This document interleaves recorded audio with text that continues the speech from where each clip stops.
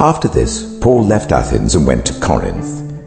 There he met a Jew named Aquila, a native of Pontus, who had recently come from Italy with his wife Priscilla, because Claudius had ordered all Jews to leave Rome. Paul went to see them, and because he was a tent maker as they were, he stayed and worked with them. Every Sabbath he reasoned in the synagogue, trying to persuade Jews and Greeks.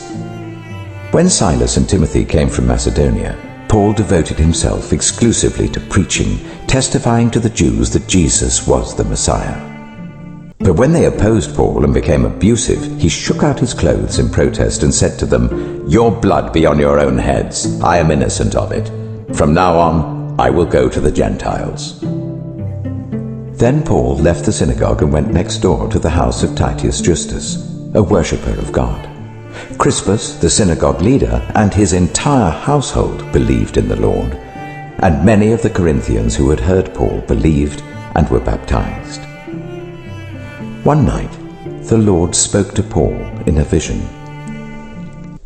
"Do not be afraid. Keep on speaking. Do not be silent. For I am with you, and no one is going to attack or harm you, because I have many people in this city." So Paul stayed in Corinth for a year and a half, teaching them the word of God. While Gallio was proconsul of Achaia, the Jews of Corinth made a united attack on Paul and brought him to the place of judgment. "This man," they charged, "is persuading the people to worship God in ways contrary to the law."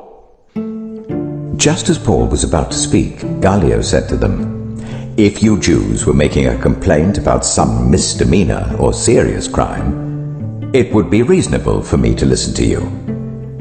But since it involves questions about words and names and your own law, settle the matter yourselves. I will not be a judge of such things." So he drove them off. Then the crowd there turned on Sosthenes, the synagogue leader, and beat him in front of the proconsul. And Gallio showed no concern whatever. Paul stayed on in Corinth for some time. Then he left the brothers and sisters and sailed for Syria, accompanied by Priscilla and Aquila. Before he sailed, he had his hair cut off at Cenchreae, because of a vow he had taken. They arrived at Ephesus, where Paul left Priscilla and Aquila. He himself went into the synagogue and reasoned with the Jews.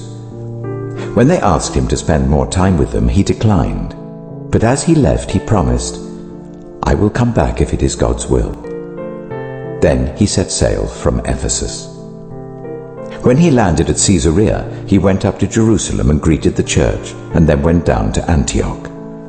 After spending some time in Antioch, Paul set out from there and traveled from place to place throughout the region of Galatia and Phrygia, strengthening all the disciples.